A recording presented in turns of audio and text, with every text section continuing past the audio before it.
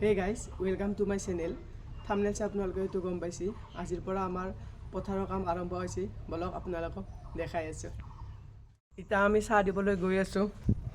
এয়া আমি চাহ দিবলৈ গৈ আছোঁ। লগত আমাৰ মিনিষ্টাৰে হৈছে হাই দিয়া। যে আমি চাহ দিবলৈ যাই আছোঁ। বলক গাইজ, এই বাৰিষাৰ সময়ত গাইজ ৰাস্তাটো পূৰা বেয়া হৈ যায়। এনেকৈ যাব লাগিব আৰু উপায় নাই। বোকা খুচি খুচি চাহ দিব গ'ল। গাইজ বোকা খচি খচি আহি আছোঁ আৰু অলপ যোৱাৰ পাছত পাম আমাৰ মাহু এই তাতে আছে। এয়া আমাৰ মায়ে আৰু মাৰ হৈ থাকে বিধান তুলি আছে।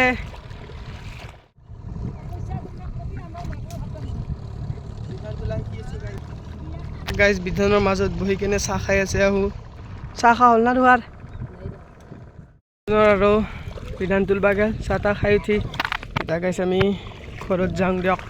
গাইজ আৰু পুনৰ লগ পাম নেক্সট ভিডিঅ'ত।